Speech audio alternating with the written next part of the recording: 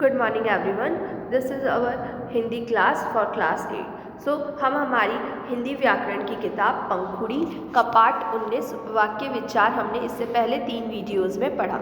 ठीक है, तो हमने उसमें देखा, क्योंकि अब हम इस वीडियो में वाक्य परिवर्तन पढ़ेंगे, तो वाक्य परिवर्तन पढ़ने से पहले हमने जो रचना के आधार पर और अर्थ के आधार पर वाक्य देखे थे उसको एक बार हम रिवाइज कर लेंगे। ठीक है, तो हमने इसमें फर्स्ट स्टार्टिंग से देखा था वाक्य क्या होता है। शब्दों का वह सार्थक समूह जिसका उसे हम वाक्य कहते हैं, मतलब जिसका कोई अर्थ हो।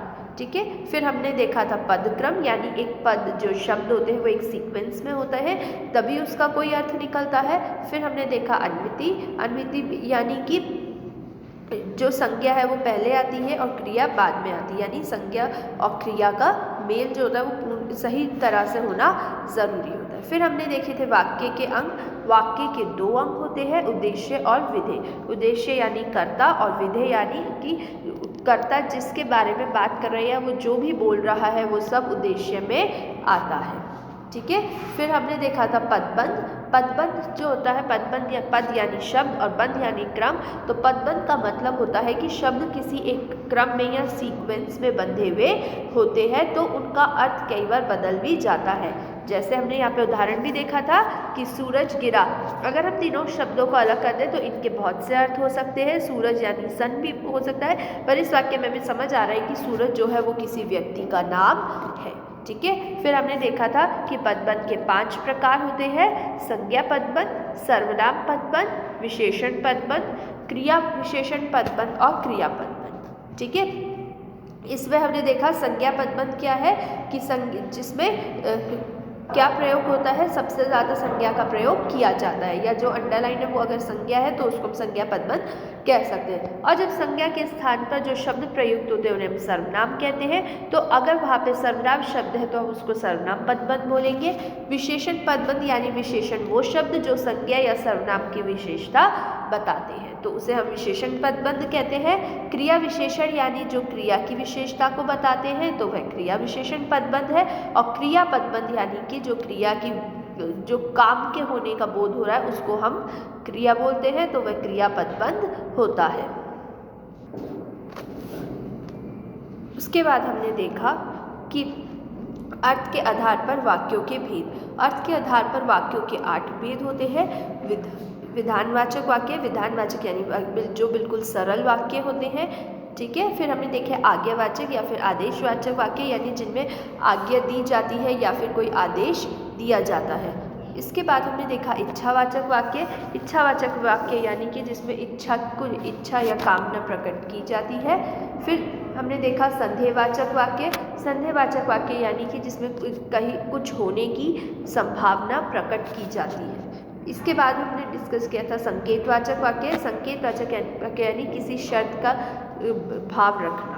इसके बाद हमने देखा विस्मयवाचक वाक्य। विस्मयवाचक वाक्य यानी जिसमें हैरानी का बोध होता है। फिर प्रश्नवाचक वाक्य यानी इसमें प्रश्न पूछा जाता है। और प्रश्नवाचक वाक्य, प्रश्न वाले जो शब्द होते हैं प्रश्नवाचक के, उन शब्दों का प्रयोग किया जाता है। इसके बाद हमने देखा था निषेधवाचक वाक्य, यानी जिसमें नकारात्मकता का नहीं का बोध होता है। इसके बाद हमने डिस्कस किया था रचना के आधार पर वाक्यों के भेद, जो कि 3 प्रकार के होते हैं: सरल वाक्य, संयुक्त वाक्य और मिश्रित वाक्य। सरल वाक्य जिसमें एक उद्देश्य और एक विधेय होता है। संयुक्त वाक्य जिसमें योजक का प्रयोग करके 2 या 2 से अधिक सरल वाक्यों को जोड़ दिया जाता है। और मिश्रित वाक्य यानी कि जिसमें एक प्रधान उपवाक्य और एक आश्रित उपवाक्य होता है। इसके बाद हमने आश्रित उपवाक्यों के प्रकार देखे थे, जो कि 3 होते हैं: संज्ञा उपवाक्य, विशेषण उपवाक्य और क्रिया विशेषण उपवाक्य। ठीक है, अब हम जो पढ़ेंगे वो हमारा है वाक्य परिवर्तन, यानी हम वाक्यों को एक से दूसरे भेद में चेंज करना है। जैसा कि यहाँ लिखा है, फर्स्ट नंबर दिया है वाक्य परिवर्तन में सरल वाक्य से संयुक्त वाक्य बनाना। ठीक है, तो हमें यहाँ पे सरल वाक्यों को संयुक्त वाक्यों में परिवर्तन करना है। सरल वाक्य को जब संयुक्त वाक्य बनाना होता है तो सरल वाक्य को 2 उपवाक्यों में बांटकर उन्हें और, अथवा, तथा, किंतु और समुच्चयवाचक या समुच्चय बोधक अवयव से जोड़ देते हैं। ठीक है। तो जब भी हम सरल वाक्य और संयुक्त वाक्य को बदलते हैं तो हम दो वाक्यों के बीच में कुछ शब्दों का प्रयोग करते हैं, जैसे और, अथवा, तथा, किंतु। ठीक है। अब हम यहाँ देखते हैं, जैसे पहले सरल वाक्य दिया है, मोहित छत पर बैठकर पढ़ने लगा। तो हम इसको संयुक्त कैसे बना सकते हैं कि मोहित छत पर गया और बैठकर पढ़ने लगा, मतलब एक ही वाक्यों को से हमने संयुक्त वाक्य में बना दिया। फिर हम दूसरा सरल वाक्य देखेंगे, मोनिका नृत्य सीखकर घर चली गई। तो यहाँ पे दो बातें हैं कि नृत्य सीखा और दूसरा घर चली गई। तो हम क्या बोल सकते हैं यहाँ पे, मोनिका ने नृत्य सीखा और घर चली गई।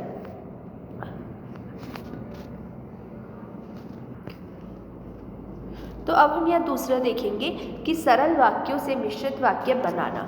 ठीक है। तो हमने पहले सरल वाक्यों से संयुक्त वाक्य बनाया था, अब हम सरल वाक्यों से मिश्रित वाक्य बनाएंगे। सरल वाक्यों को पहले दो उपवाक्यों में बांटा जाता है, फिर दोनों उपवाक्यों को समुच्चय बोधक अवयव से जोड़कर उनको मिश्रित वाक्यों में बना दिया जाता है या बनाया जा सकता है, जैसे कि, क्योंकि, आदि, जब आदि। ठीक है। तो हमें यहाँ पे क्या करना होता है कि हमें यहाँ पे सरल वाक्यों से मिश्रित वाक्य बनाने के लिए, क्योंकि जब हमने मिश्रित वाक्य पढ़ा था तो हमने पढ़ा था कि मिश्रित वाक्यों में एक प्रधान उपवाक्य और एक आश्रित उपवाक्य होता है। तो हमें पहले सरल वाक्य को दो भाग में बांटेंगे और फिर उसको जो भी हमारे इसमें समुच्चय बोधक शब्द होते हैं, जैसे कि, क्योंकि, यदि, जब, तो इन शब्दों को लगाकर मिश्रित वाक्य बना सकते हैं। जैसे अब हम देखेंगे यहाँ पे सरल वाक्य पहले क्या है हमारा, मेहनत करने से सफलता मिलती है।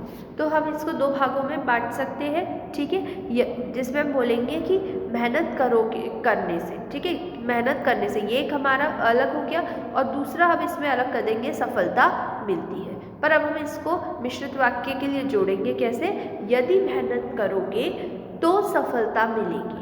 अब ये क्या बन गया हमारा, मिश्रित वाक्य बन गया। अब हम दूसरा देखते हैं, रोहन पापा को देखते ही भाग गया। ठीक है। ये एक सरल वाक्य है और इसमें दो बातें हैं, उनको हम अलग करेंगे। रोहन ने, पहला क्या क्रिया हो रही है कि रोहन ने पापा को देखा और दूसरा क्या करा, उसने भागने की क्रिया करी है। तो दो क्रिया हो रही है, तो दोनों को अलग करेंगे कि रोहन ने पापा को देखा और देखते ही भाग गया। तो दो वाक्य हो गए। अब को हम मिश्रित में कैसे कन्वर्ट करेंगे, जब रोहन ने पापा को देखा तो वह भाग गया। इसको इस तरीके से हमने मिश्रित वाक्य में बदल दिया। अब हम हमारा तीसरा देखेंगे परिवर्तन, संयुक्त वाक्य से सरल वाक्य बनाना। संयुक्त वाक्य से सरल वाक्य किस प्रकार बनाया जाता है, सरल वाक्यों को संयुक्त वाक्यों को सरल वाक्य बनाने के लिए उसके एक उपवाक्य की क्रिया को पूर्वकालिक क्रिया या क्रियार्थक संज्ञा में बदल देते हैं। ठीक है।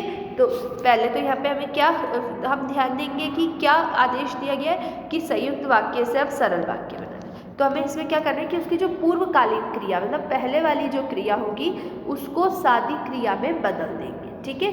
तो वो क्रियार्थक संज्ञा बनेगा और फिर क्रियार्थक संज्ञा यानी क्रिया और संज्ञा मैच हो जाएगी और क्रियार्थक संज्ञा बनाने के बाद हम उसको सरल वाक्य में बदलेंगे। अब उदाहरण देखते हैं, संयुक्त, आप यहाँ रुकिए और आराम कीजिए। तो दो बातें हैं कि रुकिए और आराम कीजिए। तो हम इसे एक में कैसे बदलेंगे, आप यहाँ रुककर आराम कीजिए।